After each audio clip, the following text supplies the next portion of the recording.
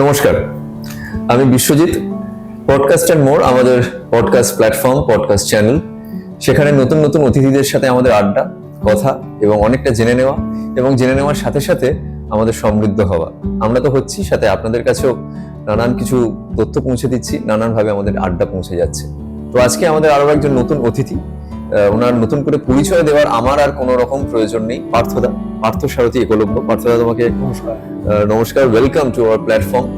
তো পার্থদার সাথে আজকে আমাদের কথা হবে, কথা কেন, গানও হবে, কারণ পার্থদা মানেই গান, পার্থদা মানেই গানের একটা অনেকটা সময়, বাংলা গানের অনেকটা সময়, বাংলা ব্যান্ড গানের অনেকটা সময়। তো সব মিলিয়ে আজকে পার্থদা আমাদের অতিথি, আমার নতুন অতিথি আজকের এই প্ল্যাটফর্মে। ওনার সাথে আমাদের এই পর্ব চলবে। আপনারা পুরোটা থাকুন, পুরোটা দেখুন, সাথে থাকুন। পার্থদা, সরাসরি আমাদের আড্ডায় প্রবেশ করি।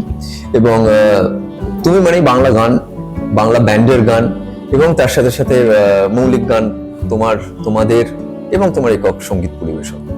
আমি যেটা শুরু করব, তোমার এই শুরুটা কি করে শুরু হলো?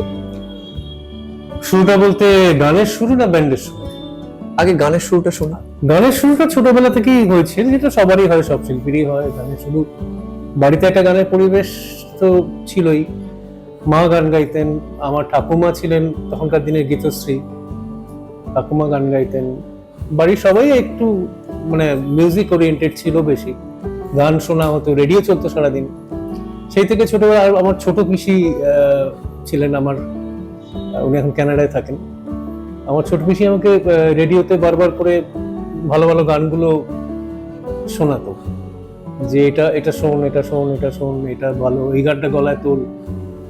এইভাবে ছোটবেলায় এরকম স্পেশালি লতাজি আশাজির গানগুলো তুলতাম, হেমন্ত বাবুর গান তুলতাম, এইসবগুলো তুলে গান গাইতে শুরু করা।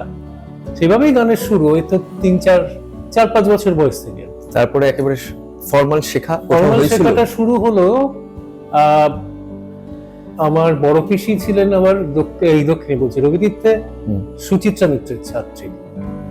তো বড় পিসি বললেন যে ওকে একটু শেখাতে হবে। এখন আমি যখন ক্লাস 3-তে পড়ি, তখন বড় পিসি আমায় বাণীচক্র বলে একটা গানের স্কুল এখনো আছে, সেখানে নিয়ে গেলেন। আমার প্রথম গুরু শ্রী সুপ্রকাশ চাকি, কিছুদিন আগে প্রয়াত হয়েছে।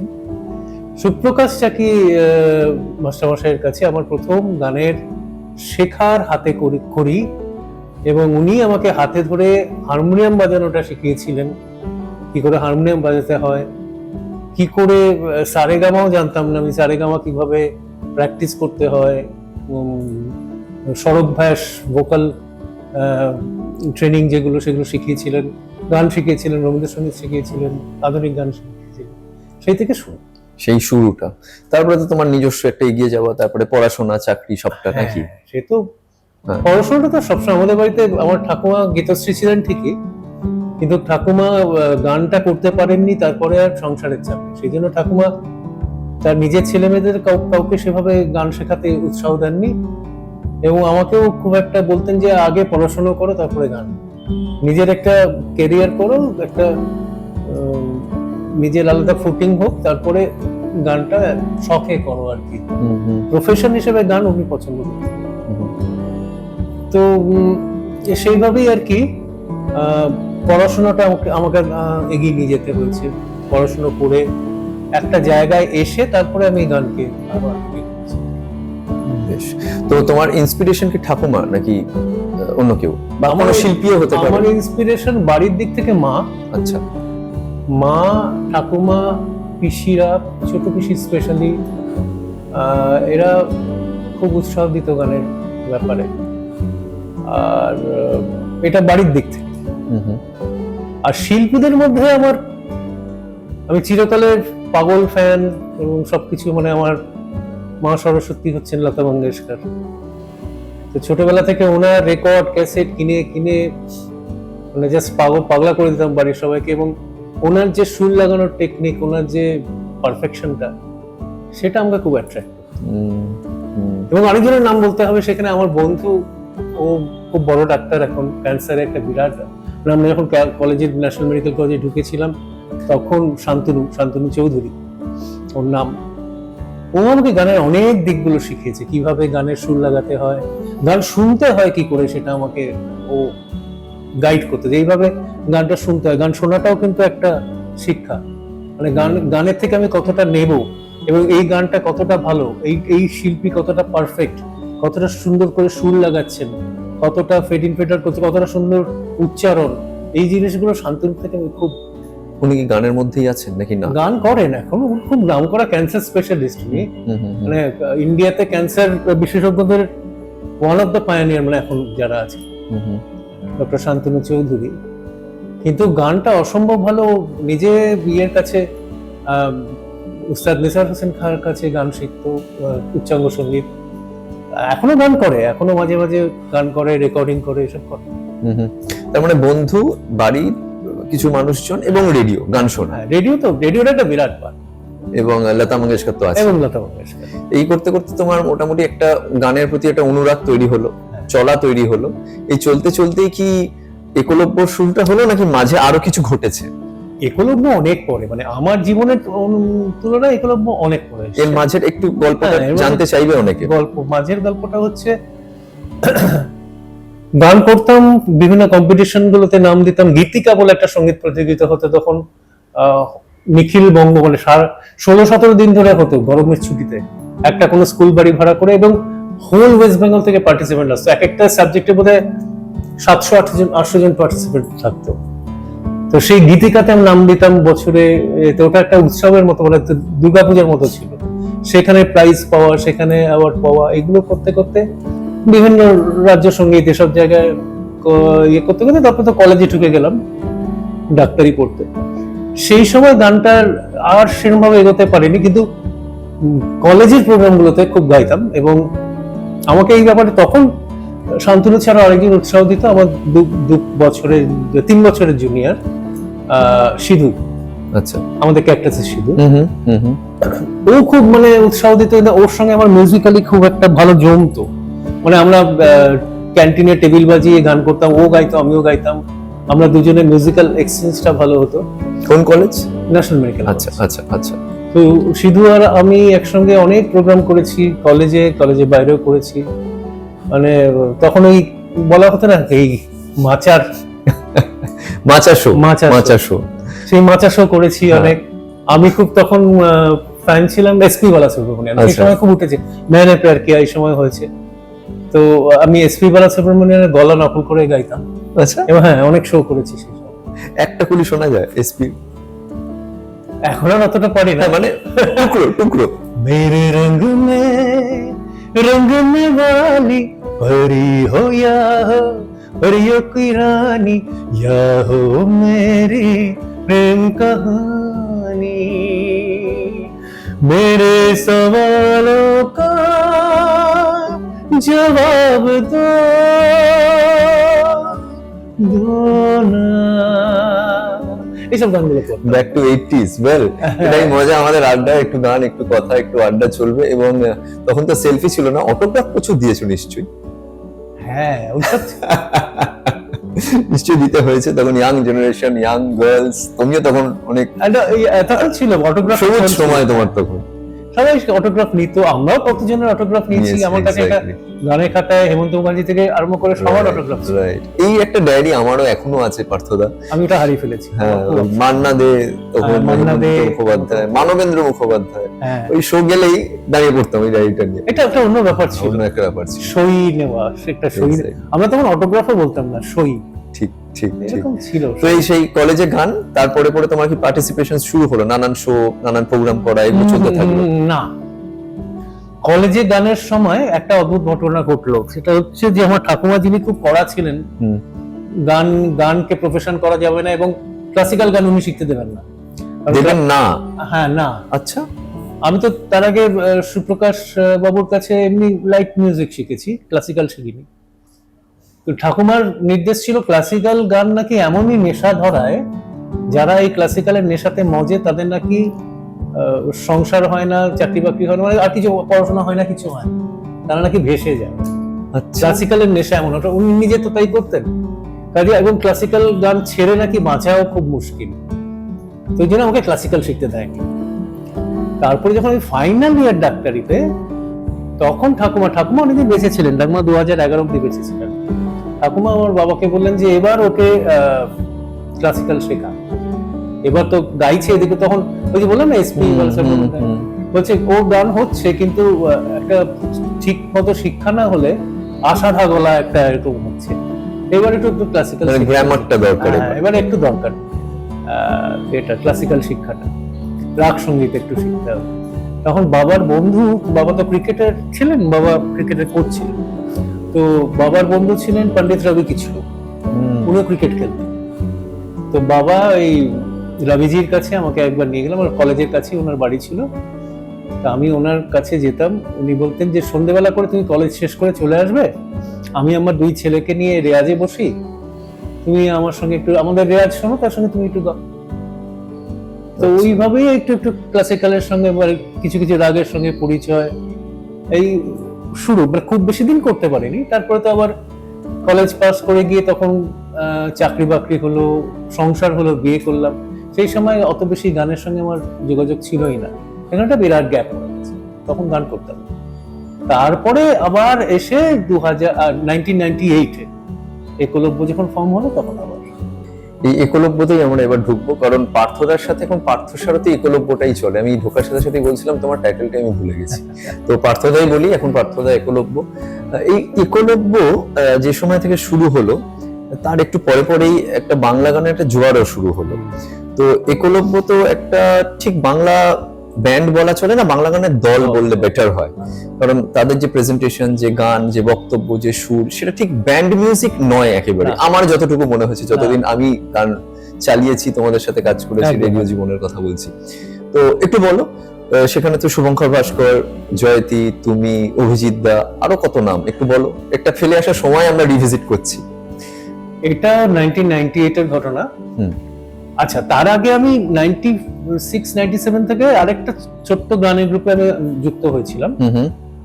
সেই গানের গ্রুপে আমার বন্ধু, কলেজেরই বন্ধু দেবযানী ছিল, আর ছিল মৌ সান্যাল। মৌ সান্যাল হচ্ছে নারায়ণ সান্যালের মেয়ে, সাহিত্যিক নারায়ণ সান্যালের মেয়ে। মৌ অসম্ভব ভালো গায়িকা। তো মৌ আমাদের নিয়ে একটা ছোট্ট গানের গ্রুপ, ওটা গানে গানে নাম দিয়ে আমরা বিভিন্ন জায়গায় ছোট ছোট প্রোগ্রাম করতাম। তো সেই সময় আমাদের একটি প্রোগ্রামে একজন গিটারিস্টের দরকার হল, মানে যে গিটারিস্ট বাজাতেন তিনি আসতে পারছেন না। তো মৌ বললো যে আমার একটি চেনা ছেলে আছে, খুব ভালো গিটার বাজায়, আমরা ওকে নিতে পারি। ঠিক আছে, নিয়ে আয়। তো এলো, ওর নাম দেবাশিস গাঙ্গুলি। আচ্ছা, বাচ্চা ছেলে, গিটার বাজায়। তো গিটারটা আমাদের সঙ্গে প্রোগ্রামে মাথা নিচু করে এরকম ভাবে গিটারটা বাজিয়ে গেল। তারপরে ওই প্রোগ্রামটা শেষ হওয়ার পরে আবার বলছে, দেবাশিসই বলছে যে পার্থদা, আমাদের কিছু নতুন গান আছে, তুমি কি গাইবে? না, তার আগে কি করেছিল, ওরা একদিন আমার বাড়িতে এসে একটা সর্ট অফ অডিশন, মানে পার্থদা এই গানটা গাও তো, ওই গানটা গাও তো, আমার গলাটা কিরকম একটু টেস্ট করলো। ওরা 3-4 জনের একটা গ্রুপ, মানে দেবাশিস গাঙ্গুলি, অভিজিৎ চক্রবর্তী, রাজীব চক্রবর্তী, আর তাপস রায়, এই 4 জন। এই 4 জন মিলে এসে আমার বাড়িতে এলো, এসে গান নিতে বললো আমাদের গানগুলো কি গাইবে, কারণ আমাদের অনেক গান আছে যেগুলো এস্টাবলিশ কোনো সিঙ্গারদের গাওয়াতে গেলে আমাদের একটু পয়সা দিতে হবে, আমরা তো আমাদের পয়সা নেই, তোমরা যদি গেয়ে দাও তাহলে গানটা হয়। তো সেইভাবে আমাকে ওরা বললো হ্যাঁ তুমি আমাদের কয়টা গান গাও। আমাকে একদিক থেকে ওরা পিক আপ করলো, আরেক দিক থেকে রাজ্য সঙ্গীত, তখন রাজ্য সঙ্গীত একাডেমিতে তখন কম্পিটিশন হতো, সেখানে ফার্স্ট হয়েছিল একটি মেয়ে, তার নাম জয়তী চক্রবর্তী। ওরা সেই অনুষ্ঠানটা শুনতে গিয়েছিল, শুনে ওই জয়তীর গলা পছন্দ হতে জয়তীকে বললো যে আপনি কি গাইবেন আমাদের গান? জয়তী বললো হ্যাঁ গাইব। একদিক থেকে জয়তী ঢুকলো, একদিক থেকে আমি ঢুকলাম একই সঙ্গে, এবং তার সঙ্গে আরো অনেকে ছিল। সাহেব যে মানে সিনেমা করে, মানে আমরা অভিনেতা সাহেব, যে রবীন্দ্রসঙ্গীত গায়, সাহেবকে ওরা নিল। আচ্ছা, তার সঙ্গে রেশমি, মানে সঞ্জয় চক্রবর্তীর ওয়াইফ যিনি এখন, রেশমি ছিল, মৌ তো ছিলই, মৌ সান্যাল ছিল, এরকম অনেকে ছিল, যে আমরা সবাই মিলে 6 ডিসেম্বর 1998 একলব্য, তখন ওদের একলব্য নামটা এরকম ভাবে হলো, একলব্য নামে ওদের একটা লিটল ম্যাগাজিন ছিল, বইমেলায় বেরোতো, অভিজিৎ, রাজীব এরা সব এগুলো বার করতো। তো একলব্যটাই নাম দিয়ে ওরা একলব্যর জন্য ফান্ড কালেক্ট করবে বলে একটা প্রোগ্রাম করছে নতুন গান দিয়ে। সেই গানগুলো আমরা গাইলাম 6 ডিসেম্বর 1998, নিরঞ্জন সদন, বিজয় বর্মন। ওটাতে আমাদের ফুল হাউস হলো। ওরা মানে কি খেটে যে টিকিট বিক্রি করেছিল, মানে জাস্ট পুশ সেল, নিতেই হবে। তারপরে সারা রাত জেগে কলকাতা রাস্তায় নিজেরাই পোস্টার লাগিয়েছিল। সেই প্রোগ্রামটা দারুণ হিট হলো, আমরা সবাই গাইলাম। আমি খুব সব মৌলিক গান, সব নিজেদের গান। 20খানা গান হয়েছিল, সব মৌলিক। আচ্ছা। এবং সেই প্রোগ্রামে জয়তীর গান শুনে আমরা সবাই মুগ্ধ। মানে জয়তী তো তখন থেকেই জয়তী আর কি অসাধারণ। আমি খুব খারাপ গেছিলাম সেই প্রোগ্রামটা মনে হচ্ছে। যাই হোক, সেই গানগুলো সবার খুব মনে ধরলো। তখন সবাই বললো এই গানগুলো একটা প্রোগ্রামের জন্য কেন করছো, এই গানগুলো তাহলে রেকর্ড করো। এগুলো তখন তো ক্যাসেট বেরো। সেই শুরু হলো। তারপর থেকে ওই হিন্দুস্তান স্টুডিও বলে একটি বিয়েতে স্টুডিও ছিল বেহালা পাঠকপাড়ায়, সেই স্টুডিও ভাড়া করে আমরা সব নিজেরা পয়সা টয়সা দিয়ে গানগুলোকে রেকর্ড করাতে করে কোম্পানির ঘরে জমা দেওয়া হতো। করতে 98 থেকে 2000 সাল হলো। তখন হঠাৎ সাগরিকা কোম্পানি থেকে অনুপম দা বললেন যে শ্রীকান্ত তোমাদের একটা গান খুব পছন্দ, ওই গানটা অরিজিনালি আমার আগে গাওয়া ছিল, শ্রীকান্ত ওই গানটা করবে, সে যেও না দক্ষিণদারে। আচ্ছা। সেই যেও না দক্ষিণদারে বৃষ্টি তোমাকে দিলাম অ্যালবামে প্রথম একলব্যর গান বেরোলো, কথা সুর একলব্য না, তখন ওই একলব্য নামেই কথা সুর, মানে টুনাই আলাদা করে নাম দিত না বা রাজীব আলাদা করে নিত না। তাপসের অ্যারেঞ্জমেন্ট। আর সেই যেওনা দক্ষিণদারেতে জয়তীর প্রথম ভয়েস শোনায়, সেই হামিং ব্যাকগ্রাউন্ডটা, তখন মনে হচ্ছে একটা কিছু আসছে, কেউ একটা আসছে। সেই প্রথম। এবং সেই রেকর্ডিং এ আমরা সবাই গেছিলাম, ওটা হয়েছিল ওম স্টুডিওতে ঢাকুরিয়া। আচ্ছা। ওখানে গেছিলাম, শ্রীকান্ত দা রেকর্ড করছিলেন। এত ভালো একটা মানুষ, শ্রীকান্ত দার সঙ্গে তখন আড্ডা হচ্ছে, আমাদের তুমি গেয়েছিলে না গানটা? হ্যাঁ। আমি কি সেরকম পাচ্ছি, মানে এত ডাউন টু আর্থ। ভীষণ ভালো গাইছে, আপনাকে অসাধারণ গেয়েছিল শ্রীকান্ত দার গানটা। ভাবা যায় না, ওই গানটা একটা ল্যান্ডমার্ক শ্রীকান্ত দার ক্যারিয়ার। এবং সেই থেকে একলব্য নামটা সবাই জানলো। এবং তার পরের বছর 2001-এ বৃষ্টি তোমাকে দিলাম, 2001-এ ইন্দ্রাণী সেন 5টা না 6টা গান করলো নিজের অ্যালবামে একলব্য সুরে, কথায় সুরে। তো সেই থেকে আরো নাম বলো। আলটিমেটলি 2002-তে অনুপমগণ সাগরিকা থেকে বললেন এবার তোমরা নিজেদের শিল্পীদের দিয়ে নামাও। একলব্য নামে ব্যান্ড হোক আর যাই হোক, গানের দল। একলব্যর প্রথম অ্যালবাম বেরোলো, মনে আছে, সাগরিকা থেকে। সেই তখনকার দিনে পরে 70-80 হাজার কপি বিক্রি হয়েছিল। এবং আনন্দবাজারের ওই অ্যাওয়ার্ড পাওয়া, বেস্ট অ্যালবাম অ্যাওয়ার্ড পাওয়া, এইসব গুলো করে। এবং ঠিক সঙ্গে 2003-এ এলো আমার এফএম, আমার 106.2 এফএম। এবং সেই গানগুলো মানে আমার এফএম এ বাজতে এতটাই জনপ্রিয় হলো যে সেই থেকে আমরা যাচ্ছি মাথায় অঝোর বৃষ্টি। এটা মানে একদম কাল্ট হয়ে গেছিল, একদম। মানে আমাদের ওই গানের ক্যাটাগরি থাকতো, তো তখন এইটা আমাদের এই ক্যাটাগরির গান। প্রত্যেক প্রায় 1.5-2 ঘন্টা 2.5 ঘন্টাতে বারবার আসছে মাথায় অঝোর বৃষ্টি। তারপরে তোর কাছে ইচ্ছেমতি, একদম এইগুলো সাংঘাতিক। এবং তার জন্য অবশ্যই আমরা ঋণী আমার 106.2 এফএম এর কাছে। চ্যানেলটা আমাদের যে কত কিছু দিয়েছে, আমাদেরও খারাপ লাগে, কারণ আমারও তো সেই যাত্রা শুরু ওখান থেকেই, তোমাদের সাথে আলাপ, এই অ্যালবাম লঞ্চ। আমরা তো রেগুলার যেতাম, মানে আড্ডা ওই ঘরগুলো তো এখনো আমাদের চোখে ভাসে, ওই রুমগুলোতে, যেখানে স্টুডিও গুলোতে আমরা রেকর্ড করতাম, যেখানে বসতাম। সেই তো এই যে বাংলা ব্যান্ড একলব্য শুরু হলো, তারপরে একটু তোমাদের কিছু ফেজেস, কিছু টুকরো মুহূর্ত বলো তো, তোমরা কিভাবে গান তৈরি করতে বা কিভাবে বসা হতো, কারণ এই গল্পগুলো অনেকে জানতে চায়। দু একটা যদি বলো, সবটা তো বলা সম্ভব নয়। হ্যাঁ, আমিও তো সবটা হয়তো আমি বলতে পারবো না, যে অভিজিৎ বা দেবাশিস যতটা ভালো বলতে পারবে, টুনাই বা অভিজিৎ বা তাপস, এইভাবে গানটা তৈরি হতো। ওরা করতো কি, প্রথমে হয়তো টুনাই সুরটা গুনগুন করতো, বা তাপস ম্যান্ডোলিনে একটা কিছু বাজালো, সেটা থেকে টুনাই একটা কিছু আইডিয়া পেলো, সেখানে বসে একটা কম্পোজিশন হলো। অভিজিৎ পাশে ছিল, হয়তো বসে একটা তার মধ্যে লিখে দিল, এরকম ভাবে গান হতো। বা আগে লেখা হতো, তারপর সুর হতো, এরকম হতো। বা কোনো একটা গান থেকে আমার মনে আছে, আমাদের ফার্স্ট অ্যালবামে একটা গান ছিল ভেসে যায় হাহাকার বলে, শুভঙ্কর আর জয়তীর ডুয়েট। তো গানটা মারোয়ার আগের উপর ভেসে যায় হাহাকার বেরোনি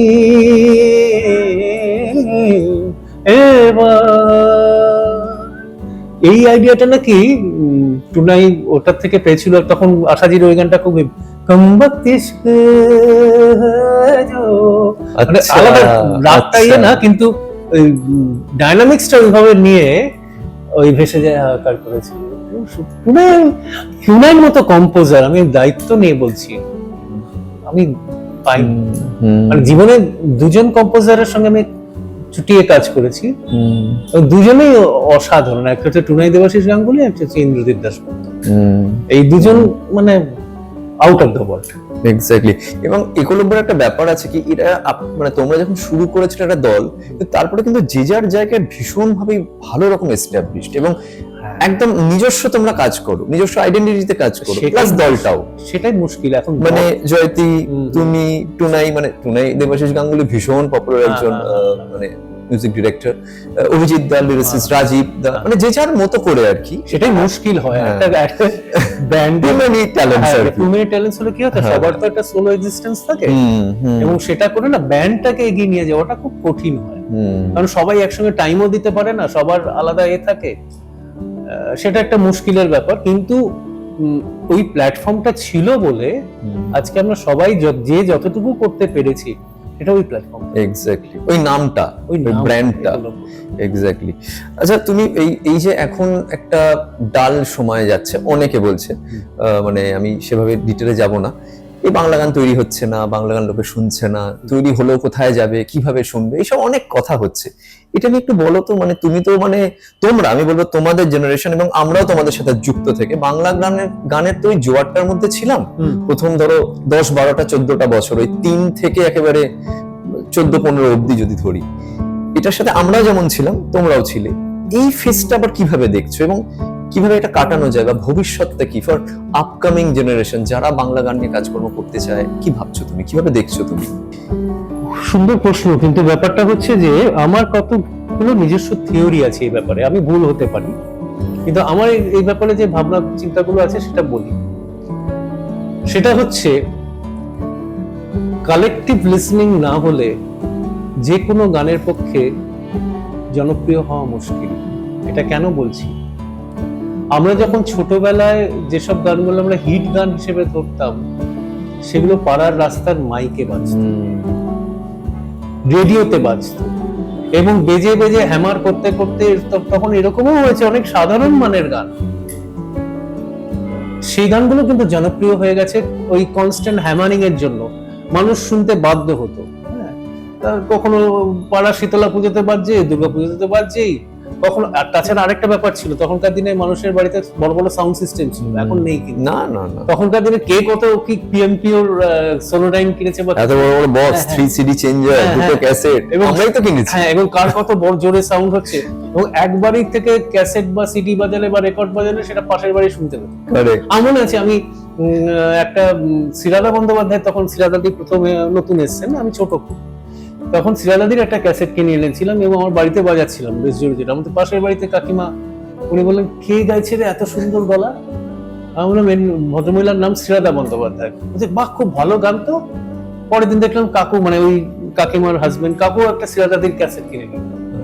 এইভাবে গানগুলো জনপ্রিয় হতো, মানুষের কাছে কাছে পৌঁছতো।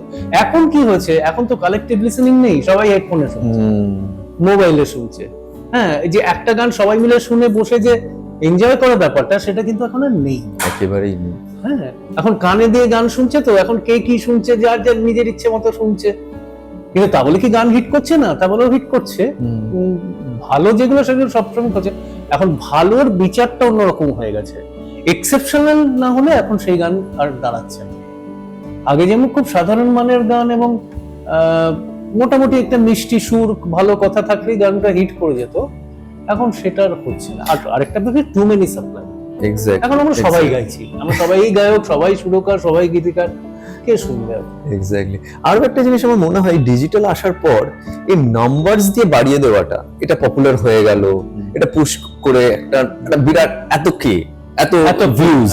এখন এই কে আর ভিউজ এ কোনটা ভালো কোনটা খারাপ কোনটা পৌঁছচ্ছে এটা ডায়লেমায় চলে গেছি আমরা যেন, যেটা একটা ছিল না। কিন্তু সেটা অবশ্যই। আরেকটা ব্যাপার হচ্ছে তুমি তো ওই সোশ্যাল মিডিয়াতে আমরা স্ক্রোল করি, করতে করতে তুমি যখন ইনসাইট গুলো দেখবে না, যে ভিডিও পোস্ট করি সেই তার ইনসাইট দেখবে 3 সেকেন্ড ভিউ, তার থেকে হয়তো 6 সেকেন্ড ভিউ অনেক কম। মানে লোকে 3 সেকেন্ড স্ক্রোল করে দেখে ওইটুকু গান শুনে কি আবার অসাধারণ লিখে লাইক লাভ সব দিয়ে দিল, কিন্তু গানটা শুনেছে ওই 3-4 সেকেন্ড, গানটা পুরোটা কেউ শুনেনি। কাজে সেই জন্য না গানগুলোর লঞ্জিভিটি বা গানগুলোর গ্রহণযোগ্যতা কমছে, থাকছেই না গানগুলো। আগেকার দিনে কি হচ্ছে, যে গানগুলো এতবার লোকে বাজতো, পাড়া থেকে হয়তো কেউ রিক্সা চালাচ্ছে কেউ সাইকেল চালাচ্ছে, সেই গানগুলো গাইতে গাইতে যেত। যে গান সাধারণ মানুষ নিজেরা গাইতে পারে না সেই গান কিন্তু জনপ্রিয় হয় না। এখন একটা জিনিসও হচ্ছে, খুব জানি না কি এক্সপেরিমেন্টেশনের যুগ বলে, এখনকার দিনের অনেক কম্পোজিশন কিন্তু খুব কঠিন কম্পোজিশন। মানুষ এটা আমারও মনে হয় পার্থদা, মানে এখন ওই বাংলা গানকে খুব বেশি সাজাতে গিয়ে কঠিন করে ফেলছে। ঠিক এটা আমার মনে হয় খুব বেশি কঠিন করে ফেলছে। সহজ ব্যাপারটা কিন্তু অনেক, একটা মেঘলা দিনে একলা যদি ইজিলি গাওয়া যায়, এখন অনেক কম্পোজিশনস গাওয়া যাচ্ছে না। এখন কি হয়েছে, মানে হয় তোমার প্রচন্ড চটু, ওই কি শোনা বলে সব বাদাম টাদাম ওই সব হয়ে যাচ্ছে, না হলে যেগুলো সিরিয়াস মিউজিক হচ্ছে সেগুলো এতটাই কমপ্লিকেটেড, মানে একই গানের মধ্যে সমস্ত রাগের চলন, সব ইনস্ট্রুমেন্টের কত লেয়ার দিয়ে কত কিছু করলাম, এই হারমোনি করলাম, এই জিনিসটা হারিয়ে যাচ্ছে, ওই সহজ ব্যাপারটা না অনেকটা। তো এই যে জিনিসগুলো আমরা ছুটছি, এত কমপ্লিকেটেড হয়ে যাচ্ছে, সহজ ব্যাপারটা নেই। বাংলা গান কি নতুন করে তৈরি হবে না? নতুন জেনারেশন কি শুনবে না, নাকি অন্য পথ তোমরা যারা এখান থেকেই দেখাবে? কি নেক্সট কি ঠিক জানি না, তবে একটা জিনিস তো ঠিক, যে এক ঝাঁক নতুন ট্যালেন্ট এসছে এখন, যারা আমাদের অনেক পরের জেনারেশন, তারা ভালো লিখছে, ভালো সুর করছে, ভালো গাইছে, হ্যাঁ, এবং তাদের মানুষ নিচ্ছেও। সেই যেমন একটা এক্সাম্পল তো আমাদের জ্বলন্ত এক্সাম্পল অনুপম রায়, আমাদের অনেক পরের জেনারেশন।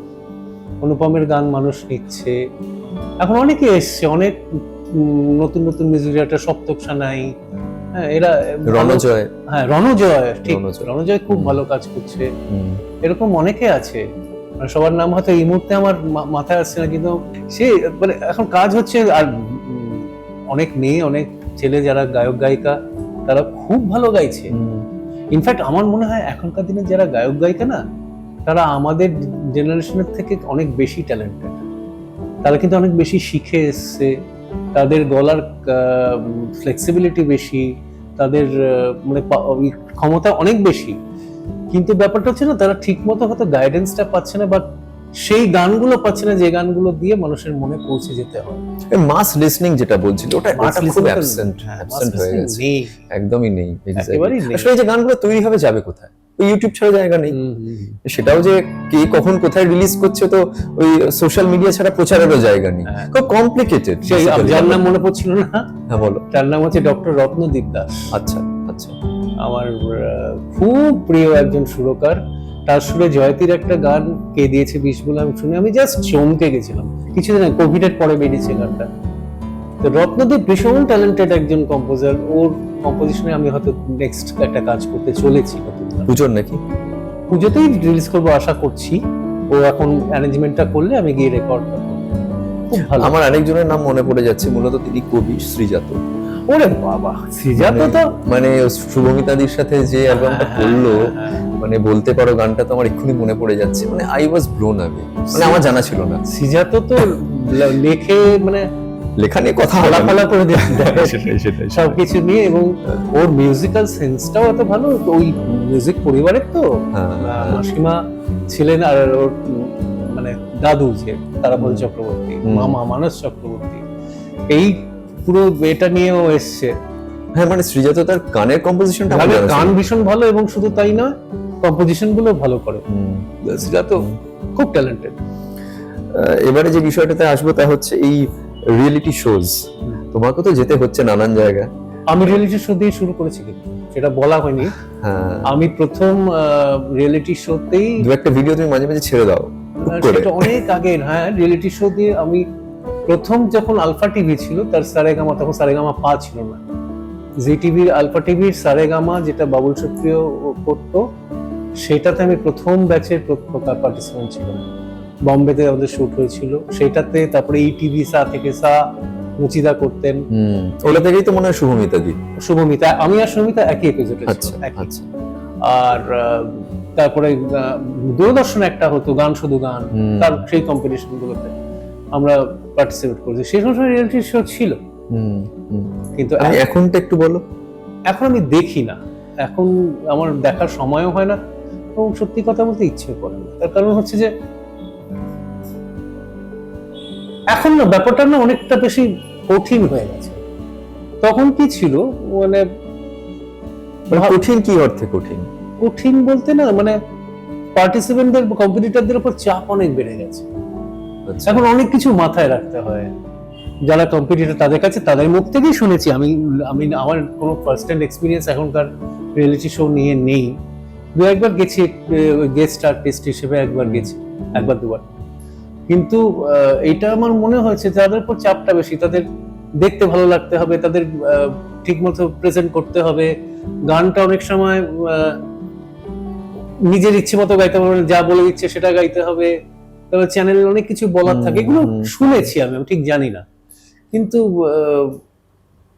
আর ভালো আর্টিস্ট বেরোচ্ছে, তার থেকে বেরোচ্ছে না তা নয়, কিন্তু তারপরে আর লিঙ্গার করছে কেন জানি না। সবাই নয়, আসলে প্রত্যেক বছর ঝাঁক ঝাঁক আর্টিস্ট, এরপর এরা কোথায়? সেটাই মানে সবসময় দিওয়ালি সেলিব্রেশন, দুর্গাপূজার সেলিব্রেশন বা ক্রিসমাস সেলিব্রেশনে সবাইকে তো সবসময় অ্যাকোমোডেট করাটাও ডিফিকাল্ট।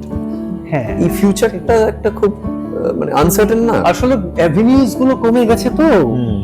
আগে কি ছিল, মানুষ নিজস্ব রেডিওতে গান বাজতো, নতুন গান বাজতো।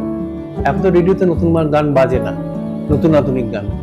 তারপরে পাড়ার মাইকে বাজতো, সেগুলো অ্যাভিনিউজ ছিল, মানুষ সেই থেকে জনপ্রিয়তা হওয়ার একটা রাস্তা ছিল।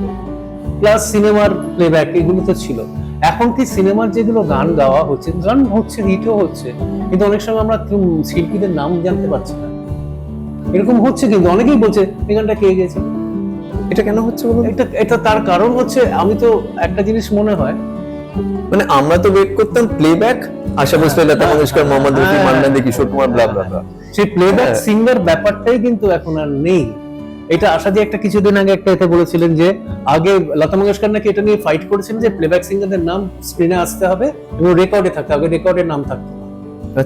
মধুবালার গান হলে ওই মধুবালার যে চরিত্র কামিনীর সং বলে আয়গা আনে বলা বেরিয়েছিল, লতা মঙ্গেশকরের নাম ছিল না রেকর্ডে। আচ্ছা, হ্যাঁ, তারপর উনি লড়েছিলেন যে আমাদের নাম থাকতে হবে সেখানে, আমাদের নাম কেন নেই বলে সব আর্টিস্টদের নাম সেই থেকে রেকর্ডে বেরোলো এবং স্ক্রিনে ফিল্মের ইয়েতে টাইটেল কার্ডেও বেরোলো।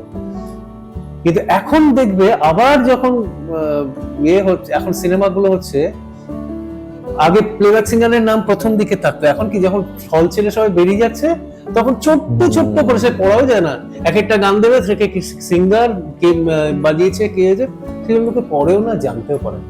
তখন আলো জ্বলে যায়, তখন আলো জ্বলে যায়। ওই জন্য প্লাস এখন তো রেকর্ড ক্যাসেট বেরোয় না বা সিডি বেরোয় না, কাজে যে নামটা পড়ে নেবে যে কে গেয়েছে, হ্যাঁ এটা অন্তরা মিত্র গেয়েছে, এটা অরিজিৎ সিং এর, মানে এরা তো এখন এস্টাবলিশ, অরিজিৎ সিং আর অন্তরা বা এরা শ্রেয়া ঘোষাল, এরা তো এস্টাবলিশ। কিন্তু যারা নতুন শিল্পী, তাদের অনেকের গানগুলোর সঙ্গে হয়তো আমরা পরিচিত, কিন্তু এই গানটা যে ওই গেয়েছে সেটা আমরা অনেক সময় বুঝতে পারছি না, তার কারণ কোথাও সেভাবে নামটা বলা নেই।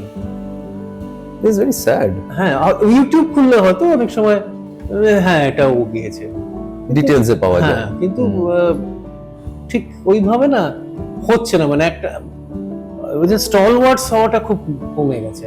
মানে একটা নাম হবে, বাংলা গানকে এর মধ্যে খুব নাম করেছে একজন, সেরকম পাওয়া যাচ্ছে না এখন, মানে এই রিসেন্ট টাইমস এর 7-8 বছরে তো নয়, খুব একটা নয়। আমার তো আর কার নাম মনে করব যে নিজস্ব মৌলিক গান গেয়ে খুব নাম করেছে, এক্ষুনি আসছে না, এক্ষুনি আমার মাথায় আসছে না।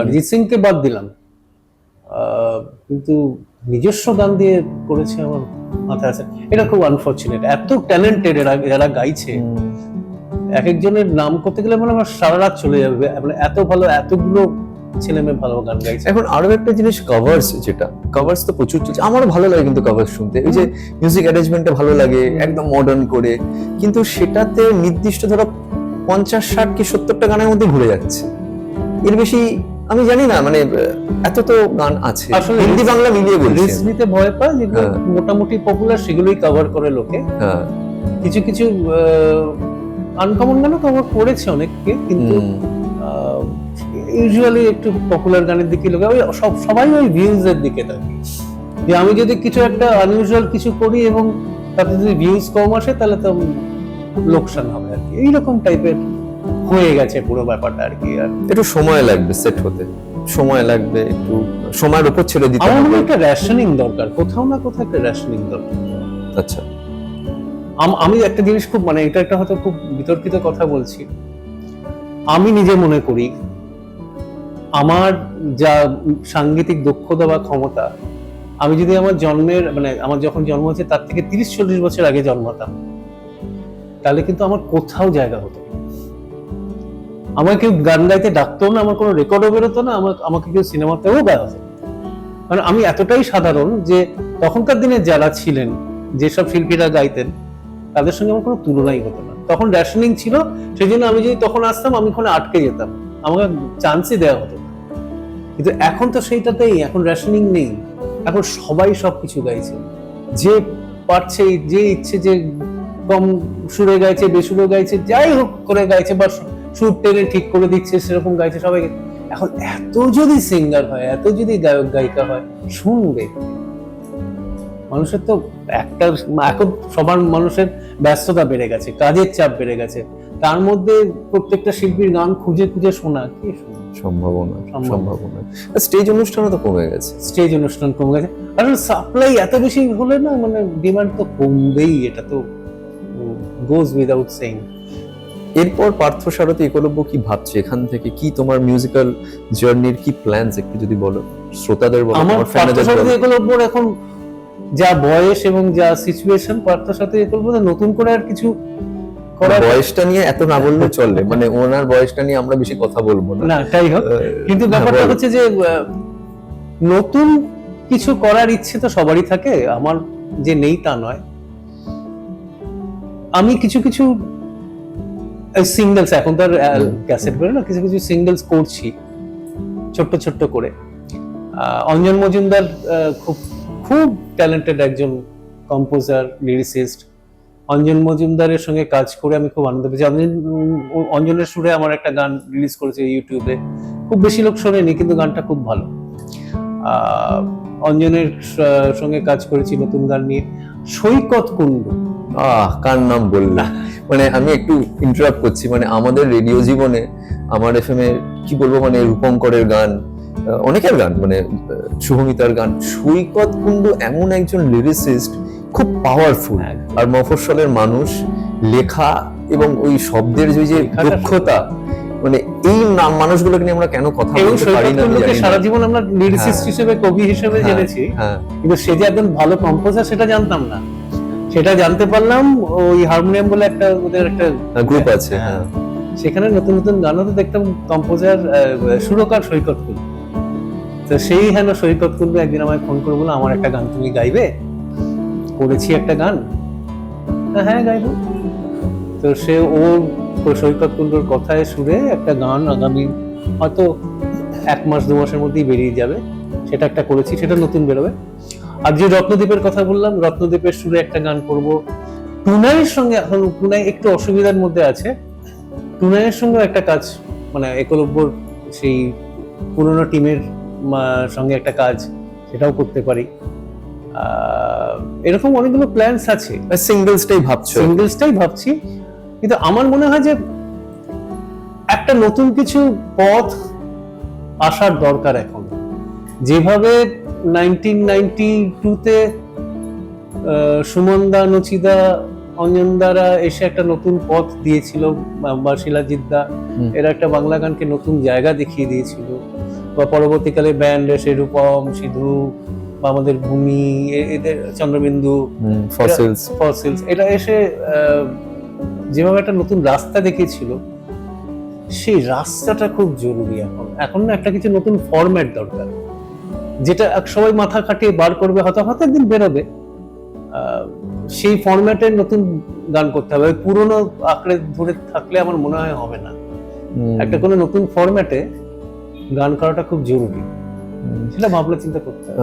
তোমরাও ভাববে নিশ্চয়ই, এবং সাধারণ মানুষ তারাও নিশ্চয়ই যারা ভালোবাসে এই বিষয়টা তারাও নিশ্চয়ই ভাববে। যেমন একটা জিনিস খুব হয়েছে যে 1 মিনিট সং, মানে একটা 1 মিনিটের গান। আচ্ছা, হ্যাঁ, পুরো জিনিসটা 1 মিনিটে শেষ হয়ে যায়, কারণ মানুষের তো সময় নেই। আগে আর 3-3.5 মিনিটের গান, তারপর তো গান বাড়তে বাড়তে 5-6 মিনিটের গান হয়ে গেছিল। সে তখন ক্যাসেটের তো ওইসব ছিল না লেন্থের। এখন নতুন কনসেপ্ট আছে 1 মিনিটের, একটা অন্তরা একটা স্থায়ী 1 মিনিটের মধ্যে শেষ করতে হবে সবকিছু নিয়ে। আচ্ছা, সেরকম যদি করতে পারে, যেমন 2020 ক্রিকেটের মতো। হ্যাঁ, গানটা তো পুরো লোকে শুনবে কি। তো নচিদা যেমন এরকম অনেক গান আছে, নচিদার যার একটাই অন্তরা, একটাই স্থায়ী। সাঁঝবেলা সুরে একটা নচিদার গান আছে, একটা অন্তরা, একটা স্থায়ী। নচিদা কিন্তু অনেক অ্যাডভান্স ভেবে রাখতো সবকিছু, ছোট ছোট গান বানিয়ে রাখতো। আমার মনে হয় ওদের ওই ছোট ছোট গান বানানোর সময় এসে গেছে। পুরো গানটা শোনার সঞ্চারী তো কবে উঠেই গেছে, আগে আমাদের স্থায়ী, অন্তরা, সঞ্চারী এগুলো ছিল।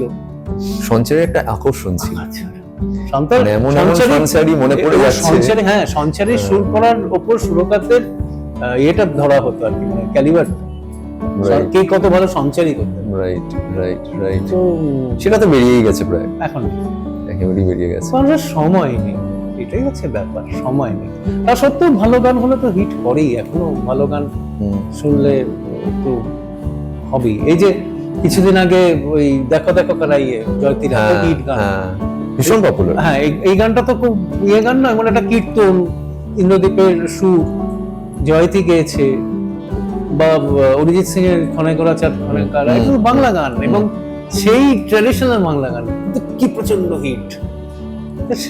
সেগুলোতে রিলসও হচ্ছে, হাজার হাজার রিলস। এগুলো খুব আশা জায়গায়, যখন এই গানগুলো হিট করে তখন মনে হয় যে হ্যাঁ, কিছু করার আছে। কারণ কেউ তো বুঝতে পারেনি যে এই যে দেখো দেখো কানাইয়ের মতো গান এতটা হিট করে যাবে। তো সেখানে এক নম্বর তো জয়তী এবং ইন্দ্রদীপ দুজনেই আমার কম্বিনেশনটা ক্লোজ বলে আমার খুব গর্ব হয়, এবং ইটসেলফ গানগুলো নতুন কিছু হচ্ছে না তা নয়, কিন্তু আর কি ওইভাবে ভাবতে হবে। জয়তী মানে আমরা তো এখন বেশিটা রবীন্দ্রসঙ্গীত শুনছি, উনি যে কি পাওয়ারফুল একজন বেসিক গানের শিল্পী, আমরা খুব ভালো। এইটা কিন্তু আমার খুব আফসোস, আমার খুব রাগও হয় অনেক সময় যে অনেকে আমাকে বলে যে জয়তী চক্রবর্তী তোমার খুব বন্ধু, উনি তো রবীন্দ্রসঙ্গীতে 1 নম্বর। না না, ওটা একেবারে একদম বলে, অনেকেই বলে রবীন্দ্রসঙ্গীতে তো উনি 1 নম্বর। তা রবীন্দ্রসঙ্গীতে উনি রবীন্দ্রসঙ্গীত গায়িকা, এরকম একটা কিছু। আমি বললাম জয়তীর গলায় তোমরা ওয়েস্টার্ন শোনোনি, জয়তীর গলায় তোমরা বাংলা অন্য ধরনের গান শোনোনি। এখন তো আবার ফোক গায়, তখন জয়তী এমন একজন শিল্পী যার যে কোনো জনারের গান তাকে দেয়া হোক, সেই গানটা শুনে মনে হয় ওই জনারের জন্য ওই মানে তৈরি। এটা আরতি মুখার্জি একবার বলেছিল ওকে জাজ করতে গিয়ে, গান শুধু গানের, তখন আরতি জাজ ছিলেন আর জয়তী পার্টিসিপেন্ট ছিলেন। জয়তী একটি তখন খেয়াল গিয়েছিল, তখন আরতিদি জাজ থেকে বলছে, জাজেস প্যানেল থেকে বলছেন যে তোমাকে শুনলে মনে হয় ওই খেয়াল, মানে তুমি ক্লাসিক্যালের জন্যই তৈরি, আবার তুমি যখন অন্য গান গাইছো তখন মনে হচ্ছে তুমি সেই গানের জন্যই তৈরি।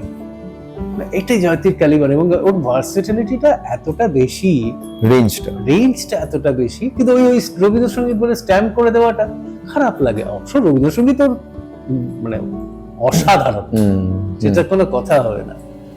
ঠিকই। তুমি গান শেখাও?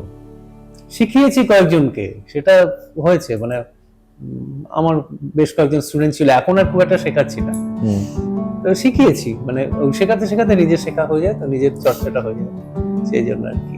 মানে তুমি কি এটাকে প্রফেশনালি, মানে পরবর্তীকালে কি এটা নিয়ে ভাববে কখনো? প্রফেশনাল না হোক, মানে নিজের ভালো লাগার জন্য কি ভাববে? ইচ্ছে করে, আমি যতটুকু, আমি তো বেশি কিছু জানি না, যতটুকু জানি অন্তত সেটুকু যদি দিয়ে দিতে পারি, হতে পারে। তো পার্থক্য আপাতত এই গান করে যাওয়া, বাংলা গানের নতুন কিছু ভাবা, এইটা নিয়ে তুমি হয়তো ভবিষ্যতে ভাবছো আপাতত, নেক্সট ফিউ ইয়ার্স। তোমার যা বয়স, আমার যা বয়স। আচ্ছা, যারা নতুন বাংলা গান করতে চায় এই প্রজন্ম পরের প্রজন্ম, একদম বাংলা গান নিয়ে কথা বলছি, তুমি কি বলতে চাও একটু বলো, একটু দর্শকদের শ্রোতাদের যারা সিরিয়াসলি বাংলা গান করতে চায় এবং এই যে একটা টালমাটাল সময় সেটাকে তারাও পেরিয়ে নিজেদের এস্টাবলিশ করতে চায়, কি করতে পারে বলো তো, তারা কি পথে যেতে পারে, কোন পথে যেতে পারে? প্রথমত টেকনিক্যাল ব্যাপারটা মানে শেখাটা আর কি, টেকনিক্যালিটিস, শাস্ত্র শেখা, ক্লাসিক্যাল মিউজিক শেখা, রিয়াজ করা, গলাটাকে তৈরি করা, ভয়েস ট্রেনিং, এগুলো তো বেসিক। এবার বাংলা গান যদি করতে চায় বাংলা ভাষাটাকে ভালো করে জানতে হবে, বাঙালি সেন্টিমেন্টটাকে বুঝতে হবে, সাহিত্য পড়তে হবে, হ্যাঁ, এবং ভালো সিনেমা দেখতে হবে, সবকিছু নিয়েই কিন্তু বাংলা গান। বাংলা গান যদি ভবিষ্যতে বাংলা গান নিয়ে কাজ করতে হয় এবং বাংলা গানটাকেই সাবজেক্ট করতে হয়, বাংলা আধুনিক গান, তাহলে কিন্তু এগুলো সমস্ত জরুরি। ভালো সাহিত্য পড়া, ভালো সিনেমা দেখা, ভালো মানুষের সঙ্গ করা, আলোচনা করা, হয়তো তর্ক করা, সবকিছু নিয়েই কিন্তু একটা গান তৈরি হতে পারে। এই ইন্টারঅ্যাকশন ব্যাপারটা এটা মাথায় রাখতে হবে, 1 নম্বর। 2 নম্বর হচ্ছে যে শ্রোতাদের বুঝতে হবে যে শ্রোতারা কি চাইছে। আমি একটা প্রোগ্রামে গিয়ে সেই অ্যাসেসমেন্টটা খুব দরকার যে আমার কাছে এরা কি শুনতে চাইছে। আমি হয়তো 10-12টা গান রেডি করে নিয়ে গেলাম, আমি শ্রোতাদের অনেক, ওই যে আগেকার দিনে অনেকে দেখতাম যে গাইতে বসে অডিটোরিয়ামে আলো জেলে দিতেন। দেবব্রত বিশ্বাস নাকি এটা করতেন খুব, উনি নাকি আলো জেলে দিতেন, উনি দেখতেন যে অডিয়েন্সরা কে কোথায় কিরকম রিয়াক্ট করছে। তো এই ইন্টারাকশনটা এখন তো ভীষণ ইন্টারঅ্যাক্টিভ ফর্ম অফ আর্ট হয়ে গেছে। আগেকার দিনে রিভিউতে গান বাজতো বা রেকর্ডে গান বাজতো, শ্রোতারা কি ইন্টারাকশন দিচ্ছে ডাইরেক্টলি তখন বোঝা যেত না। এখন তো সোশ্যাল মিডিয়াতে কমেন্ট পড়ছে, লাইক করছে, বা সামনে বসে গান গাইলে তার ইয়ে হচ্ছে, ফিডব্যাক আসছে। সেই জন্য না শ্রোতাদের চয়েসটা বোঝা খুব মানে জরুরি, মুশকিল না, জরুরি। এবং শ্রোতাদের চয়েসটাকে শেপ করাটাও খুব, শেপ করা মানে আমি আমার ফর্ম অফ আর্ট দিয়ে শ্রোতাদের মনটাকে জয় করব, সেই ক্ষমতাটাও আমার থাকার জরুরি। যা আমি যে গানটা গাইছি, ধরো আমি এই মুহূর্তে আমার একটা কীর্তন গাইতে ইচ্ছে করছে, কিন্তু শ্রোতা কীর্তনের নয়, আমার সেই কীর্তনটা গাইতে গেলে কি ফরম্যাটে সেই জায়গাটাকে আমি পেশ করতে পারি, প্রেজেন্ট করতে পারি, আগে হয়তো সেই গানটাকে নিয়ে একটু এক্সপ্লেন করে দিলাম, তারপর সেই কীর্তনটা গাইলাম। এগুলো কিন্তু নচিদা খুব ভালো করতে, আমি দেখেছি যখন লাইভ প্রোগ্রামে, নচিদার লাইভ প্রোগ্রাম থেকে অনেক কিছু শেখা যেত। কিভাবে একটা নতুন, নচিদা এমনও করতো যে গানটা হয়তো সকালে লেখা, মিউজিশিয়ানরাও জানে না, সকালে গানটা লিখে শুরু করে বিকেলে প্রোগ্রামে গাইছে নতুন গান, মিউজিশিয়ানরা জানেন না সেই গান, এমনি বাজাচ্ছে, কিন্তু সেই গানটাকে কিভাবে পেশ করা যায়, মানুষের মনে ঢুকিয়ে দেওয়া যায়, এটা একটা ক্ষমতা।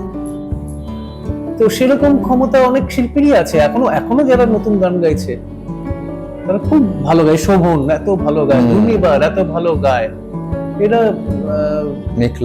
মেঘলা, হ্যাঁ মেঘলা তো অসাধারণ গায়, অসাধারণ গায়। এখন অরিত্র খুব ভালো করছে, অরিত্র ভালো গায়, ইমন তো এস্টাবলিশড তো আছেই, প্রচুর ভালো সিঙ্গার আছে। কিন্তু ব্যাপারটা হচ্ছে ওই প্রেজেন্টেশনটা খুব জরুরি আর কি, কিভাবে গানটাকে মানুষের মনে ঢোকাতে হবে, সেটা কিন্তু নিয়ে ভাবনা চিন্তা করলে আমার মনে হয় অনেকটা ভালো হবে।